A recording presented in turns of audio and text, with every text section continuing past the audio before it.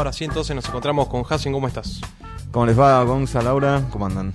¿Todo tranquilo? Todo muy bien. Buenísimo. Bueno, un poco decíamos al principio, recordemos que ya tenemos la sentencia del juicio por Mariano Ferreira, pero todavía hay repercusiones pasó poquito tiempo, pero todavía hay algunas repercusiones políticas. Un poco hablamos recién del acto de la matanza el día martes, donde Cristina hablaba un poco acerca de la reforma de la Constitución y habló sobre la justicia y dijo algunas palabras acerca del crimen de Mariano. Volvió a reiterar en verdad conceptos y cosas que ya había dicho. Sí, efectivamente, el martes pasado la Presidenta de la Nación hizo un discurso en un Congreso Nacional convocado bajo el lema por la democratización de la justicia, bueno, referido a los temas que ya conocemos, ¿no es cierto? El paquete de leyes que presentó el Frente para la Victoria en el Parlamento, y en un momento de ese discurso de cierre, acompañada por una cantidad de familiares de distintos casos, digamos, como Susana Trimarco o el hermano de Mariano y otros, bueno, Sergio Burstein, de familiares de AMIA. Ella le dedicó una parte del discurso a introducir o a hacer una referencia a esas presencias y le dedicó un párrafo particular al tema de Mariano, que usó una frase que es muy interesante, que es la siguiente. Ella dijo que la prueba al testimonio que incriminó finalmente a quienes resultaron condenados por el crimen de Mariano lo consiguió Néstor Kirchner, ¿no es cierto? Ahora vamos a ver de esto, pero mirá lo que agregó. Dijo: lo consiguió Néstor Kirchner una tarde de desesperación, porque pensó, estoy leyendo textual las palabras de Cristina, porque pensó Néstor que volvía a producirse lo que había pasado en el año 2002 cuando asesinaron a Costecchi y Santillán. Eso fue lo que sintió, eso fue lo que lo desesperó, eso fue lo que lo hizo lanzarse a la búsqueda entonces. O sea, que lo volteen. Exactamente, es interesante, ¿no es cierto? Mirá, veamos, pues hay dos cuestiones en este parrafito que menciona Cristina. La primera, sobre el tema de la prueba y el testimonio, ¿no es cierto? Y la desesperación. ¿A qué hace referencia? Sin lugar a dudas, ella hace referencia a Alejandro Benítez, claro, que muy rápidamente fue una persona que apareció a los pocos días del crimen de Mariano, señalando y dando datos muy precisos sobre Cristian Favale, que fue finalmente el primero de los detenidos, ¿no es cierto?, de los 10 que llegaron en esa condición finalmente al juicio. Alejandro Benítez rápidamente ingresó al programa de protección al testigo en la categoría de máxima seguridad. Fue muy notorio, no sé si recordarán, el día que declaró en el juicio. Fue una audiencia muy particular porque se desalojó al público. A los que estábamos dentro de la sala nos hicieron acomodarnos todos en un rincón prácticamente para que lo tuviéramos lejos, y apareció esta persona con un gorrito caracterizado. Sí, que incluso después los abogados de la defensa querían decir, se quejaban de querían, eso. Claro, desestimar el testimonio por eso. Bueno, Alejandro Benítez pasa lo siguiente. Es un hombre que llega a la causa de la mano del intendente de Quilmes. Es decir, en ese arranque de desesperación, Kirchner encontró a esta persona que circulaba o se movía en los círculos oficiales. Mirá qué interesante, porque como se reveló en el juicio más adelante, él llega a través del intendente de Quilmes, pero más adelante en el juicio se reveló lo siguiente: que Benítez era a su vez una especie de, digamos, protegido de Antonio Luna. Uno de los testigos, un exdelegado de la lista verde, de apellido Aguirre, declaró esto, bueno, con datos muy precisos, porque incluso él se quejaba de un favoritismo, de ciertos privilegios que obtuvo Benítez directamente por parte de Luna. Es decir, y el otro tema es el siguiente, el otro dato. Benítez también fue señalado por otro de los testigos, por un albañil de apellido Esteche, en el curso del juicio, como uno de los cabecillas de la patota. Lo señaló como una de las personas que daba las indicaciones al grupo de agresores y aseguró que lo vio armado en el momento del ataque. ¿Se entiende? Entonces, primera cuestión, señalemos esto: el testimonio que habla la presidenta es de una persona de la patota, de un integrante de la patota, un integrante del grupo agresor, que a su vez tenía vínculos, por lo menos, por decirlo menos, vínculos muy aceitados con el oficialismo, ¿se entiende? O por lo menos se movía en esos círculos. A mí me hizo pensar, todo esto me hizo acordar también a Favale, y recuerdan sus fotos, ¿no es cierto?, con Amado Vudú, con Sandra Russo. ¿Cómo olvidarlo? Exactamente, que se dieron a conocer rápidamente. Entonces, Benítez viene de ahí, estamos hablando de esto, digamos las cosas con propiedad. Es decir, el testimonio que trajo Kirchner es el de un tipo de la patota que tenía sus vínculos con el aparato oficial. Pero después esta referencia a lo de Costecchi y Santillán llama la atención también. Porque en definitiva, ¿a qué viene la desesperación? Claro, uno dice que pasara lo mismo que pasó en el 2002 con Costecchi y Santillán. ¿Qué significa eso? Bueno, en el 2002, recordemos, debido a la respuesta popular, al repudio popular, a la indignación que desató el crimen de los dos piqueteros, Eduardo Duhalde tuvo que anticipar su salida del gobierno y convocar elecciones adelantadas, ¿se entiende? Costecchi y Santillán, en definitiva, habían sido asesinados en el marco de una represión brutal ordenada por el gobierno de Duhalde, una tentativa muy, muy salvaje, muy brutal por quebrar al movimiento piquetero, que no había logrado cooptar en ese momento en unos consejos que había formado junto a la iglesia, en las cuales tenía mucho protagonismo Bergoglio, pero eso será motivo de otro programa en todo caso. Hasta los jueces en el veredicto citaron lo de Costecchi y Santillán, no sé si recuerdan. Claro, bueno, te quiero decir lo siguiente. Primero, por lo que hablamos antes, por lo que dijimos, esto de que Benítez formaba parte de la patota, el tribunal ordenó investigarlo. Claro. ¿Se entiende? Es decir, esto está clarísimo ya. Pero esta referencia a Costecchi y Santillán, ¿qué quiere decir? ¿Que Kirchner se imaginaba que podía terminar su gobierno en forma abrupta, como terminó en su momento el de Duhalde? La única razón para que él pudiera pensar eso es justamente porque el crimen de Mariano es producido por aliados del gobierno nacional. ¿Se entiende? Y solamente por ese motivo alguien puede llegar a pensar, esto puede venir contra mí. ¿Se entiende?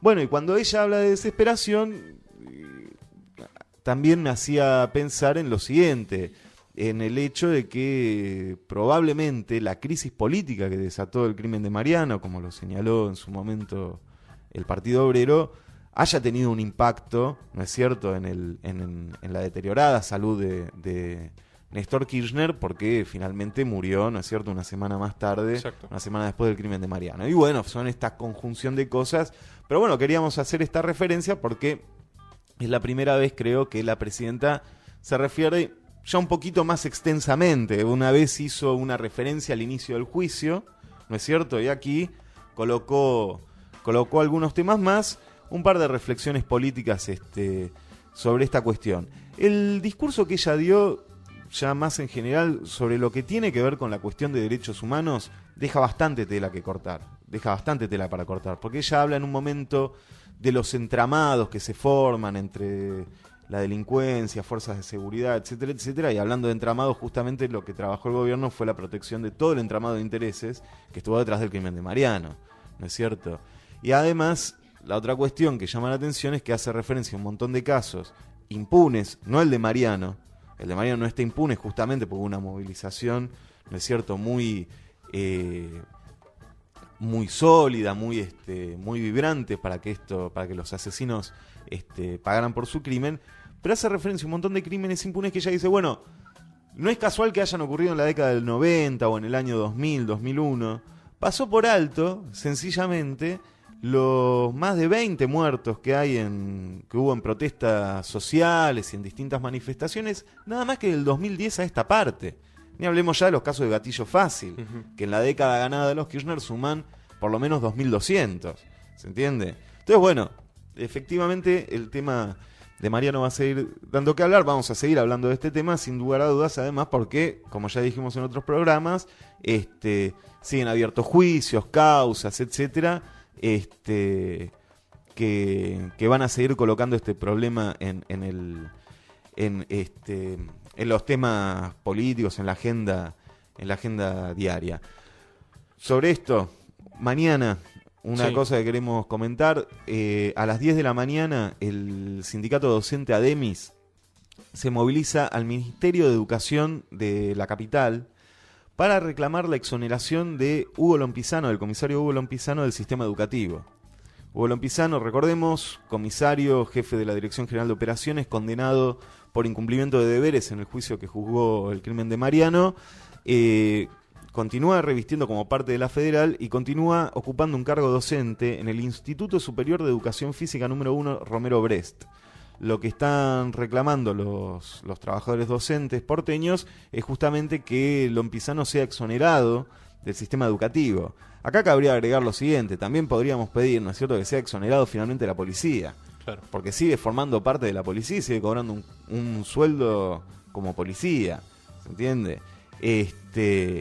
Así que bueno, está esta movilización mañana en el Ministerio de Educación porteño, Paseo Colón 255 a las 10 de la mañana. Perfecto, queda hecha la invitación. Es increíble porque un tipo que tiene hasta entrenamiento para policía y demás, dando clases en uno de los centros de educación física más importantes que tiene la ciudad de Buenos Aires. Exactamente. Pasamos Ate, ¿qué pasó? ¿Un secuestro? ¿Qué pasó? Se metió Un gente, secuestro. se lo oyeron, les tendieron una trampa. Sí, así fue, porque estamos hablando de que fueron detenidos 5 delegados de la Junta Interna del Ministerio de Educación de la provincia de Buenos Aires en La Plata antes de ayer.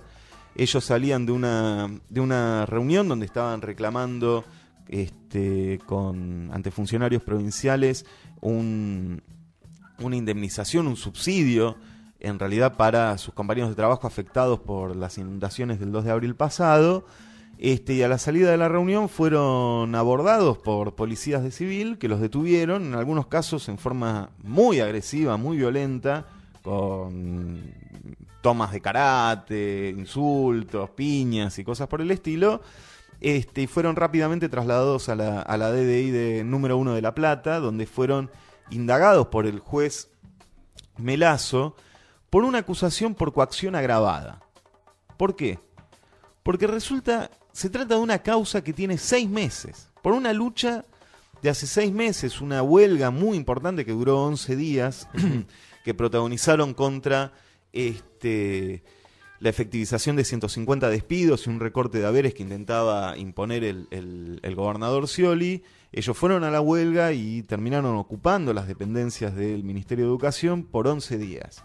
La huelga salió victoriosa. Finalmente triunfaron los trabajadores en estos reclamos y resulta que 6 meses más tarde se produce esta causa que no había pasado nada, una denuncia hecha por la directora de Cultura y Educación de la provincia, Nora de Lucía.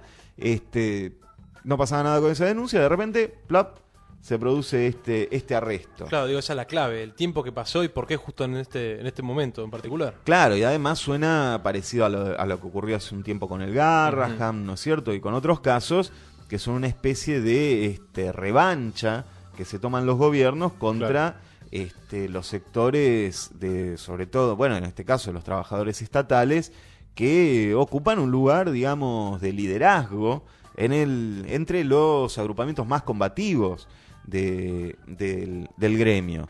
Entonces, sin lugar a dudas, tiene que ver con esto. La clave fue ayer la reacción popular que se produjo, porque rápidamente hubo 1.000 personas o 2.000 personas rodeando el lugar donde estaban detenidos, movilizaciones en varios puntos del país, en la capital, en Bahía Blanca, en Neuquén y en otros lugares del interior. Al día siguiente, ya con esa primera medida lograron una cosa que no es menor, fue que no los trasladaran y los dispersaran en distintos lugares, sino que finalmente el juez hizo lugar a mantenerlos en la misma DDI donde se encontraban detenidos y permitir que los familiares y los compañeros les acercaran cosas elementales, víveres, colchones, algo para que más o menos pudieran tener ciertas condiciones para estar ahí. Bueno, fueron liberados ayer al mediodía finalmente. También luego una concentración muy grande donde participaron compañeros de ATE de varios puntos de la provincia, donde participaron también los estudiantes de la Federación Universitaria de La Plata, una movilización de 1.000 residentes de medicina que se dirigían al Ministerio de Salud, se acercaron al lugar, también la columna se acercó al lugar para expresar su solidaridad, y los compañeros fueron finalmente liberados. ¿El tema cuál es? Continúan procesados por coacción agravada, que es un delito que que contempla penas de hasta 8 años de prisión, y estaban terminando de hacer las averiguaciones las abogados que intervinieron. Ahí estuvieron Claudia Ferrero, Pía, otras compañías de Apel también de la Ciudad de La Plata, además de los abogados de ATE. Estaban averiguando otras causas también, ¿no es cierto?, que se le habrían abierto a los compañeros por el mismo motivo siempre de lo que estamos hablando. Así que bueno, queda planteada una lucha sin lugar a dudas por el cierre de esta causa, el desprocesamiento de los compañeros y por la renuncia de los responsables de haber impulsado esta causa netamente política contra los trabajadores. Ya empieza a circular el rumor en los medios provinciales de que esta persona, Nora de Lucía, está estudiando irse del gabinete de Scioli. Directamente. Esos son los rumores que hay hoy. Hay rumores de que sería reemplazada por Tellerman. Veremos, pero sin lugar a dudas su salida está vinculada con la crisis que se generó a partir de la detención de estos 5 compañeros. Bien, recordemos que se suman a los más de 5.000 procesados que hay por luchar en causas que tardan meses y que a veces no terminan con sentencia, terminan siendo liberados. Es decir, pareciera que el castigo es el proceso para complicar y para amarrar la cancha, porque también, obviamente, cada una de las luchas sirve de ejemplo para el resto de los trabajadores. Entonces, evidentemente, a través es como un método de castigo para que aprendan el resto de los trabajadores. Claro, fíjate, mirá lo que pasó con la causa que le hicieron a los trabajadores de Garrahan. Esto va a terminar igual o en forma más escandalosa quizás. Con los de Garrahan, ¿qué fue lo que ocurrió en el juicio? Ellos fueron a un juicio por una huelga que hicieron en el año 2005. La huelga, al igual que la de los compañeros de La Plata, se impuso y triunfó en un montón de reclamos. Pase a planta de trabajadores contratados, aumento de salario, mejoras de equipamiento de insumos para el hospital, etcétera, etcétera. Es decir, una legitimidad enorme la que tuvo esa huelga. Llegó al juicio y el fiscal, después de escuchar rápidamente algunos testimonios, llegó a la conclusión de que no solo no había ningún delito y pidió la absolución, sino que pidió que se investigara a la viceministra de Trabajo, Noemí Rial, por haber impulsado esa denuncia con una motivación pura y exclusivamente política. Claro. Una situación muy parecida a la que están atravesando los compañeros ahora de ATE La Plata. Mira, por todos estos temas, el encuentro Memoria, Verdad y Justicia, en el cual participamos como Apel y participan todas las organizaciones de derechos humanos, políticas, sindicales, estudiantiles, independientes, ¿no es cierto?, del gobierno, están convocando para el 22 de mayo, para la semana que viene, a una movilización a Plaza de Mayo, a las 17:30, para reclamar justamente por todas estas cuestiones, por las detenciones de los compañeros, por lo que está ocurriendo con los compañeros, con los QOM en Formosa, ¿no es cierto?, que se va a tratar aquí, lo que pasó en Famatina, y también por el tema del espionaje oficial, que sigue siendo una cuestión, luego de lo que pasó, ¿no es cierto?, de las revelaciones sobre el Proyecto X, ahora este tema de la aparición de esta persona Balbuena, ¿no es cierto?, que estaba infiltrado, que estuvo 10 años infiltrado en la agencia Walsh. Bueno, por todas estas cuestiones, el espacio Memoria Verde y Justicia se va a movilizar el miércoles 22 de mayo, desde la 9 de julio de Avenida de Mayo hasta la Plaza de Mayo a las 17:30 horas. Perfecto, nos sumamos a la convocatoria. Entonces también te agradecemos, Hassim, fuiste clarísimo como siempre, y nos vemos el jueves que viene. Nos vemos el jueves que viene. Muchas gracias.